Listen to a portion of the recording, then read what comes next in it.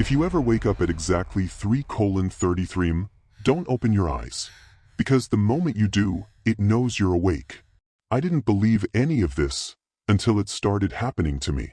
Every single night. Same time. Same silence. At first, I thought it was just insomnia. Then I started hearing it.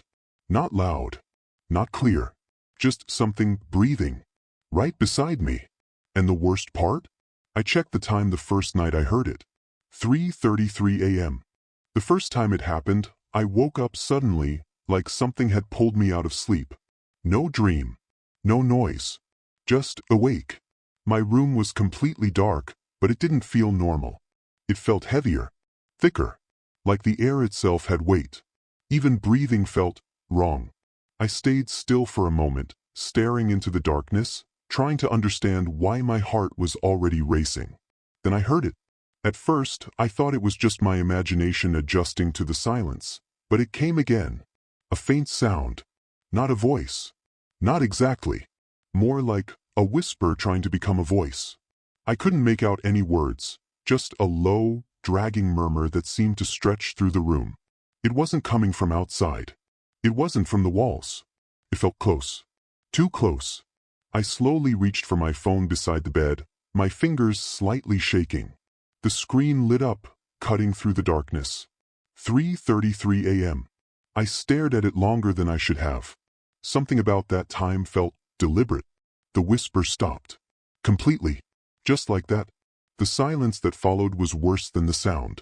It felt like something had been there and was now waiting. Watching. I quickly turned on the lamp beside my bed. Nothing. My room looked exactly the same. Door closed. Window shut. No movement. No shadows out of place. But the feeling didn't go away. That deep, crawling feeling that I wasn't alone. I checked under the bed. Opened the door. Even looked behind the curtains. Nothing. Still, my chest felt tight, like I had just missed something. Like whatever made that sound had stepped back just before I could see it. I told myself it was stress. Lack of sleep. Maybe even a dream I couldn't remember. So I turned off the light and laid back down. But this time, I didn't close my eyes immediately. I just stared into the dark, waiting. Hoping it wouldn't happen again. It didn't. Not that night. But right before I finally fell asleep, I could have sworn I heard something. Very faint. Very close. A slow, quiet exhale. Right beside my ear. After that night, I told myself it was nothing. Just one of those strange moments your mind creates when you wake up too suddenly. I tried to forget it, to move on like it never happened. But the next night, it happened again. I woke up the same way. Sudden, unnatural, like something had called me out of sleep. My eyes opened slowly, and before I even reached for my phone, before I even moved a muscle, I already knew what time it was. I didn't want to check. Something in me was already afraid of confirming it. But I did anyway. My hand moved slowly, almost reluctantly, and when the screen lit up, that same number stared back at me. 3:33 a.m. This time, the room felt even colder. Not just cold, empty. Like the warmth had been taken out of it. And then it started again. That whisper. But it wasn't the same as before. It was clearer now. Still too distorted to understand, but closer to becoming words. It sounded like someone trying to speak through something thick, like their voice was being dragged through water. I froze. I didn't move. I didn't breathe properly. I just listened. The sound wasn't coming from one place. It felt like it was moving. 1 second it was near the door, the next it was closer to the bed. And then it stopped. Just like before. Cut off instantly. The silence hit harder this time, pressing against my ears. I turned on the light again, faster this time, almost desperate. Nothing. Everything looked normal. But I noticed something that made my stomach tighten. The shadows in my room didn't feel right. They looked deeper than they should be. Like they were stretching too far, clinging to the corners in ways that didn't match the light. I stared at them for too long, trying to convince myself it was just my eyes playing tricks on me. But the more I looked, the more it felt like they were watching me back. I didn't sleep again that night. And the next night, it came again. 3:33 a.m. This time, I woke up to the whisper already there, already waiting. It didn't start after I woke up, it was already happening like it had been going on for a while. And now, I could almost hear it forming something. Not clear words, but patterns. Repetition. Like it was trying to say the same thing over and over again. I sat up slowly, my chest tight, my ears straining. And that's when I noticed something that made my blood run cold. The sound wasn't just around me anymore. It was closer than that. It was right beside me. Not touching me, but close enough that I could feel a faint warmth against my neck. Like breath. I turned my head slowly, inch by inch, every part of me resisting it. But there was nothing there. Nothing I could see. And yet the feeling didn't go away. It stayed. Lingering. Breathing. Watching. The whisper stopped again the moment I fully turned. Like it didn't want to be seen. Like it knew exactly when I was looking. That was the night I stopped telling myself it was nothing. Because things didn't end when the whisper stopped anymore. They followed me. During the day, I started noticing small things. Shadows that moved slightly when I wasn't focused on them. Reflections that seemed just a second too slow. And the worst part was the feeling. That constant, creeping awareness that something was there, just outside my sight, just waiting for the moment I wasn't paying attention. Sleep became something I feared. Because no matter what I did, sleep early, stay awake late, leave the lights on, it didn't matter. It always found me. Always at the same time. Always 3:33 a.m.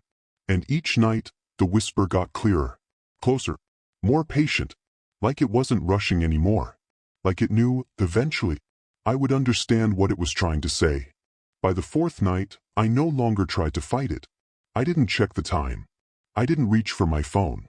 I didn't even move. I just lay there, paralyzed in anticipation, waiting for what I already knew was coming. And of course it came.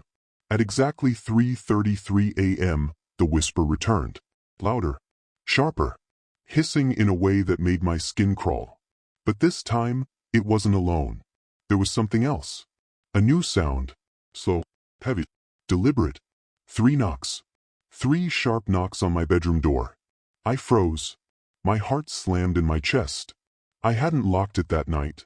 It had been closed, but now it shook ever so slightly, like it had been tapped from the other side. My body screamed at me not to move, not to breathe too loudly. But every instinct I had screamed curiosity, that human compulsion to see. I couldn't resist. I slowly turned my head toward the door. The shadows on the floor stretched unnaturally as the moonlight from the window fell across the room. My mind screamed at me, don't look. But my eyes couldn't stop. The door creaked slightly. Just a whisper of movement, like someone, or something, had touched it. And then I heard it. A low, guttural breathing, deeper than any human could produce. The kind of sound that vibrates through your chest and makes your bones ache. It wasn't the whisper anymore. It was alive. It had weight, presence, hunger. I wanted to scream, but no sound came out. My body had stopped working on its own. I wanted to run, but I couldn't move my feet. I could only lie there, paralyzed as the sound drew closer. And then I saw it. A shadow darker than the darkness itself, slinking just outside the edge of my room. Its shape wasn't human. It was tall, impossibly long-limbed, with something faintly glowing where eyes should have been. It didn't move in the way a living thing does. It didn't walk. It slithered. But it was deliberate, purposeful, watching me. Then the whisper returned. But now I could understand it, faintly. Words that weren't words. Commands that weren't meant to be obeyed, but felt like chains wrapping around my mind. It said my name. My full name. And I knew then, with a horror I cannot describe. It knew me. It wasn't just in my room. It had been watching me for nights. Learning me. Waiting. And now, it wanted something. I tried to shut my eyes, tried to pretend it wasn't there. But the presence didn't move. The shadow didn't retreat. The door didn't stay closed. And the cold came back, sharper, biting through my blankets, curling around my body like ice tendrils. That night, I understood the truth I had been running from. This wasn't a game. This wasn't sleep paralysis. This wasn't coincidence. It was evil. And it was aware. I lay there until dawn, listening to the faint scraping of something moving just beyond my line of sight. Every time I blinked, I felt it closer, as if it was shifting with my vision, learning the exact rhythm of my eyes, my body, my fear. By the first light of morning, I knew one thing with absolute certainty. Whatever this was, it had chosen me. And from that night forward, I would never be alone at 3:33 a.m. again. After the fourth night, I stopped pretending this was normal. I didn't try to ignore it. I didn't try to rationalize it.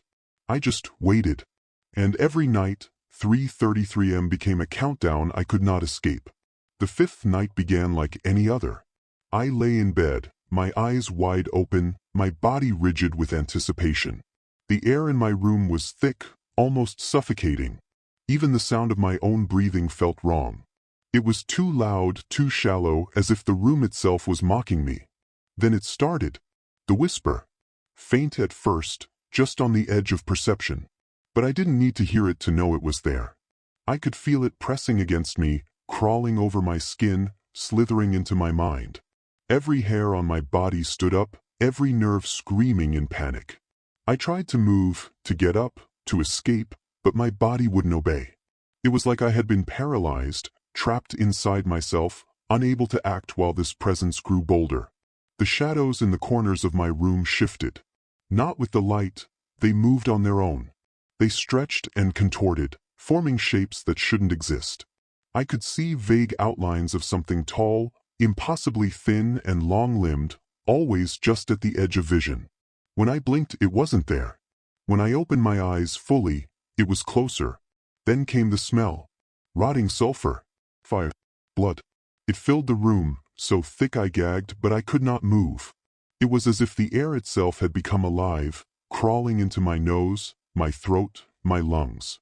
I could barely breathe. And through it, I heard it. Not whispers this time. Words. Slow. But malicious. You cannot hide. You belong. Come. I wanted to cover my ears. I wanted to scream. But nothing came out. I tried to close my eyes, but the darkness behind my lids was alive. Shapes moved. Shadows twisted. Faces, burning and ancient, flashed for milliseconds. Faces that weren't human, but somehow familiar. Watching me. Judging me. Waiting. And then it touched me. I didn't feel fingers. I didn't feel claws.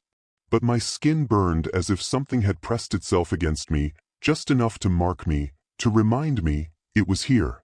Breathing. Watching. Learning. Feeding. I lost track of time. Hours passed in seconds. Seconds stretched like minutes. I couldn't tell if I was awake or trapped in a nightmare. By the sixth night, I started seeing it in reflections. Mirrors, windows, even the dark surface of my phone screen. Always at the edges, just barely visible. Sometimes it mimicked me. Other times it smiled. And the smile wasn't human.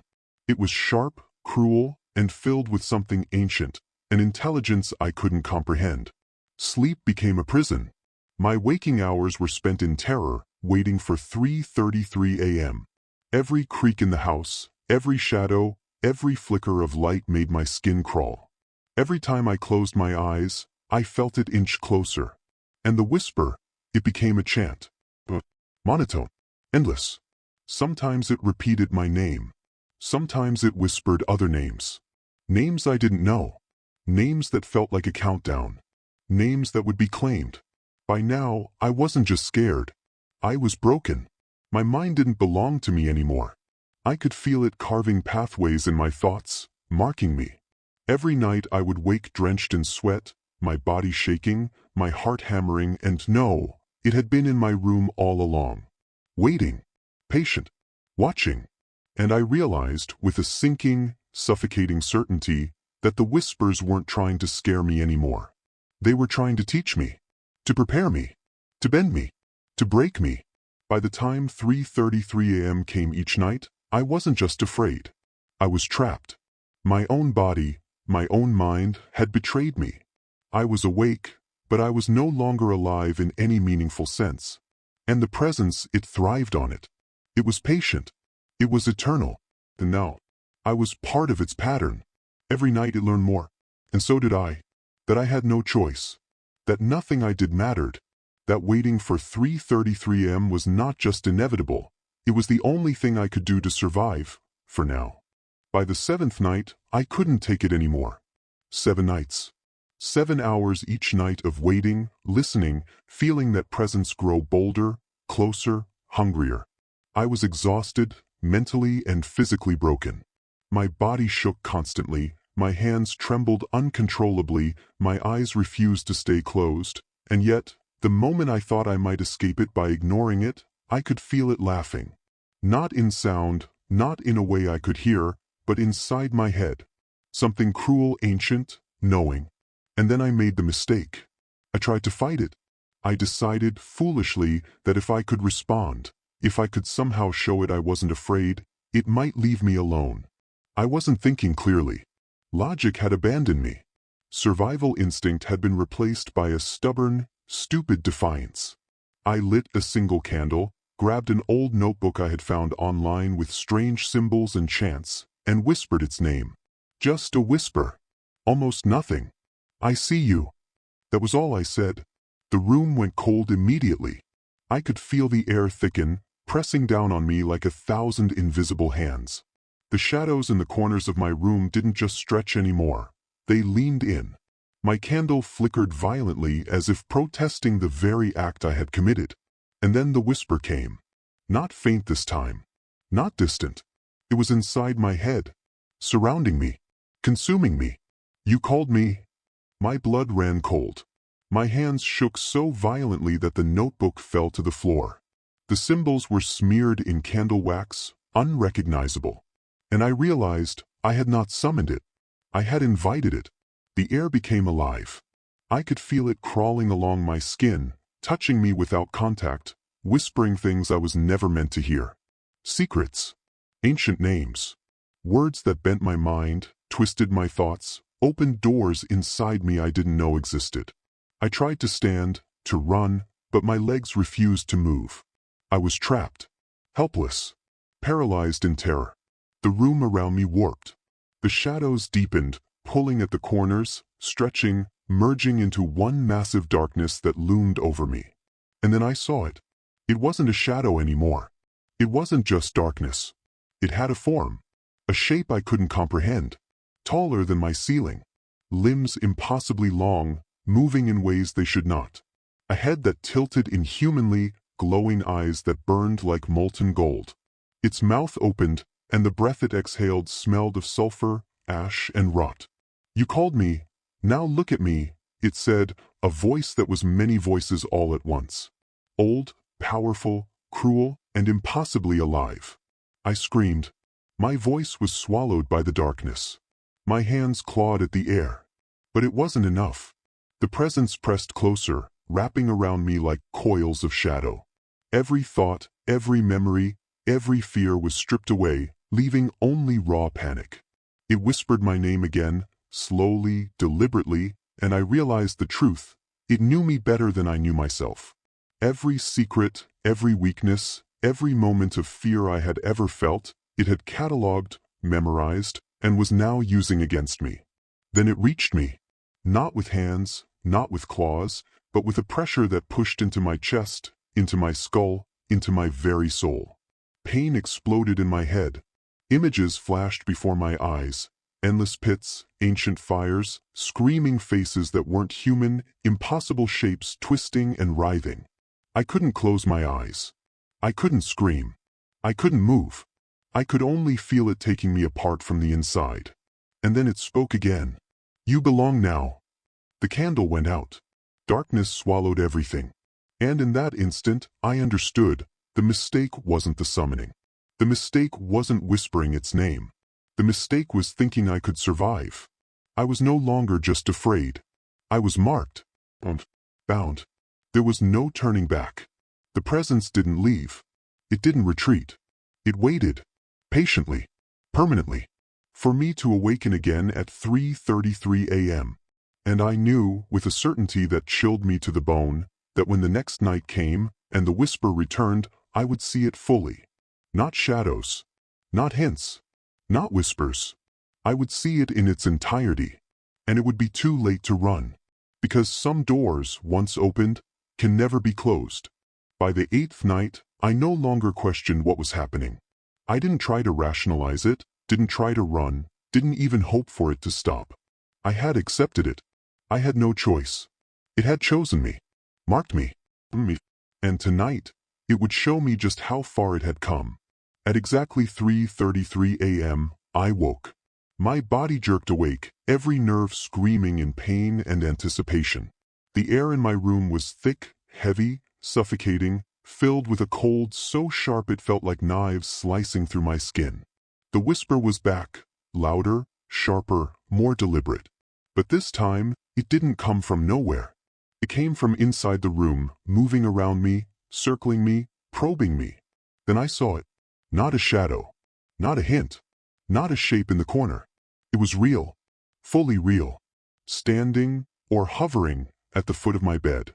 Taller than any human could ever be, impossibly long limbs bending at angles that should not exist, skin blacker than the darkest night, absorbing every speck of light around it. Its eyes glowed faintly, gold like molten metal, and they pierced me, not just seeing me, but reading me, digging into my soul, stripping away my fear and leaving me raw. I couldn't move. My body had betrayed me completely. My mind screamed, tried to will me to stand, to run, to do anything, but I was paralyzed. It tilted its head slowly, deliberately, and I realized the eyes were not just watching me, they were learning me. Every breath I took, every heartbeat, every twitch of my fingers, every flicker of panic, it cataloged it all. Then the room began to change. The walls warped, the ceiling stretched, the floor rippled beneath me. Shadows poured from the corners, merging with its body, thick, writhing tendrils that reached for me. The candlelight flickered violently, casting impossible patterns across the room, but it didn't illuminate it. The darkness wasn't bound by light anymore. It was the light. It existed in every reflection, every corner, every shadow. I heard it speak. Not a whisper this time. A full, deep, resonant voice that seemed to vibrate in my chest, my skull, my bones. You called me. You invited me. And now, you belong. I tried to scream. No sound came out. My throat burned, my lungs ached. And then it moved. Slowly. Not like walking. Not like stepping. But like bending reality itself. Its hand, or whatever that appendage was, hovered over me. It didn't touch me yet, but I felt pressure. Cold, fear, all at once. Then it spoke again, this time directly into my mind. I am older than the stars. I am the hunger behind the sun. I am the shadow behind every god you have ever feared. And I have come for you. I screamed again, this time in my mind. The sound wasn't mine.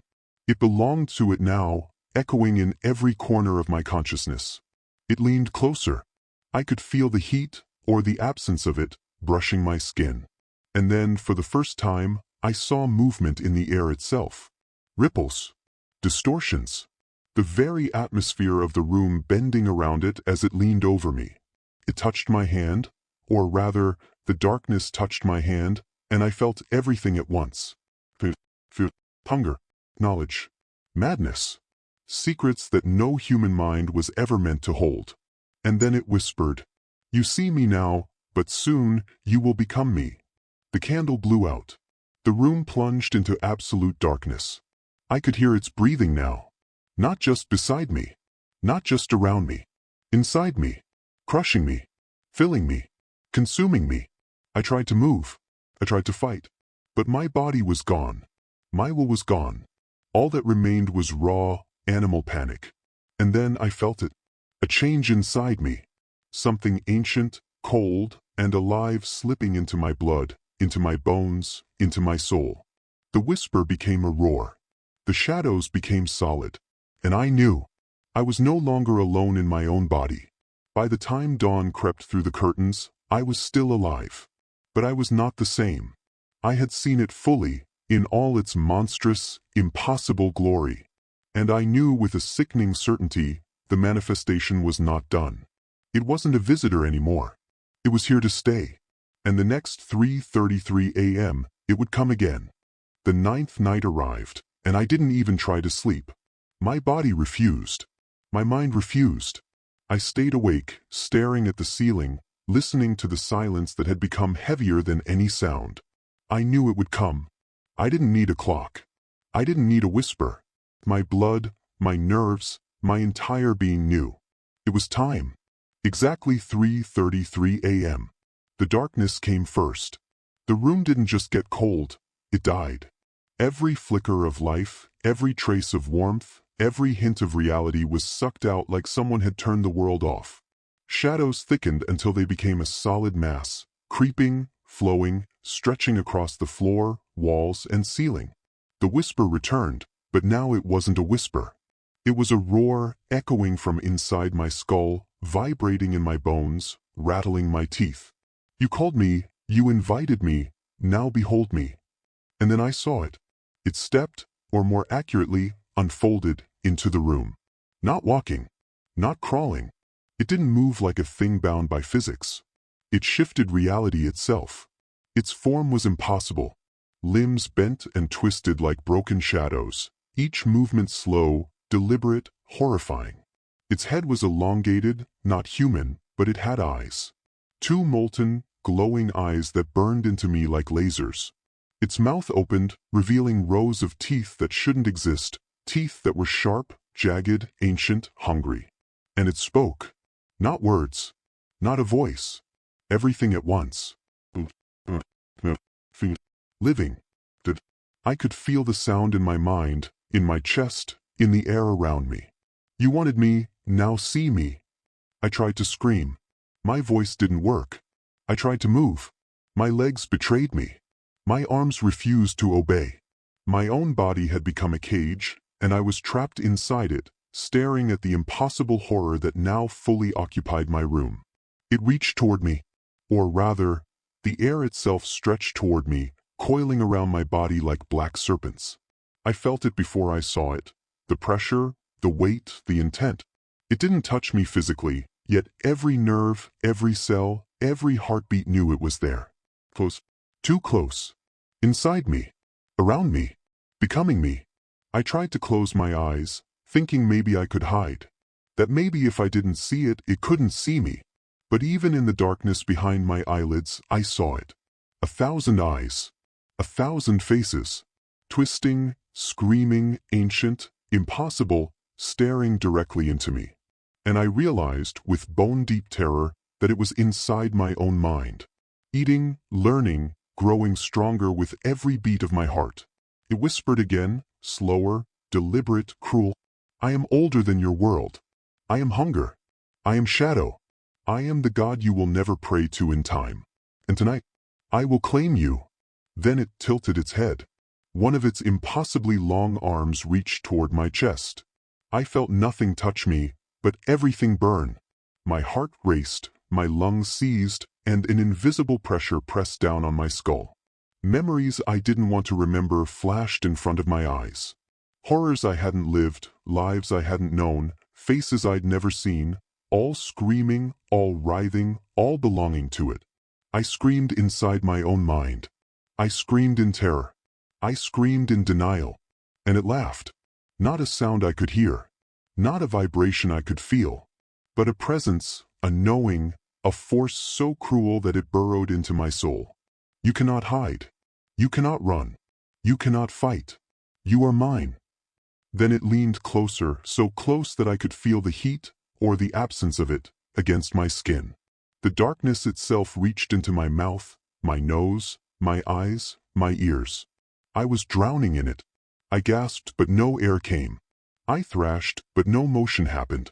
My mind began to fracture under the weight of what I was seeing, hearing, feeling. And then, it spoke directly into my head, so clearly, so deliberately, that I couldn't deny it. Look at me. Know me. Become me. And when I forced my eyes open, I saw it fully. Every detail. Every impossible, horrifying detail. Its body was not made of flesh. Not of bone. Not of matter I could understand. It was shadow, fire, smoke, and teeth. Its eyes, those glowing eyes stared into mine, and in that moment, I felt my own mind unravel, my consciousness bending, my soul tilting toward something I could not survive. It smiled, and I knew. I had crossed the point of no return. The darkness didn't leave with the night. It stayed. It lingered. It pressed against me, whispered into me, haunted every moment I was awake. And at the next 3:33 a.m., it would return. Not as a shadow, not as a whisper, but fully awake, fully present, fully unstoppable. I had seen it. I had known it. And I was utterly, hopelessly lost. The nights didn't end. I survived, technically. My body still functions, my heart still beats, my eyes still see. But I am not the same. I am fractured, haunted, broken. The presence never left. Even in daylight I feel it. Watching, breathing, waiting. Shadows bend differently when I'm alone. Mirrors flicker with shapes that aren't mine. Reflections twist. Sometimes I see eyes, golden, molten, burning, staring back at me from the glass. Sleep is no longer rest. It is a trap. Every time my eyelids close, I wake at 3:33 a.m., even if only for a second. The whisper is there, always there, surrounding me, pressing into my skull, crawling into my blood. And sometimes I feel it, inside me, slipping into my thoughts, twisting them, changing me. I am no longer fully human. Part of me belongs to it now. I tried leaving the room, moving houses, running cities. Nothing matters. It follows. Always at 3:33 a.m. Always patient. Always waiting. I have learned that nothing I do can escape it. It doesn't need doors. It doesn't need windows. It doesn't need my consent. It simply exists, and I exist only because it allows me to. Sometimes I hear the whispers of others. Names I don't know. Faces I've never seen. I know now that I am not the first. I will not be the last. This thing is older than humanity, older than gods, older than time. And now it has me. The worst part isn't the fear anymore. Fear is comfortable. The worst part is the knowledge that I cannot stop it. That eventually, it will claim more than just my nights, more than just my body. It will reach further. It will spread. And one day, someone else will hear the whisper. Someone else will answer. And I will be powerless to warn them. All I can do is survive. And survive means waiting for 3:33 a.m. Waiting for the moment it reminds me I am never alone. Waiting for the next night it comes to fully see me, and perhaps finally, to take me completely. I am alive, but I am not free. And if you ever wake up at 3:33 a.m., remember this. It's real. It's watching. And it's patient. Because some doors, once opened, never close.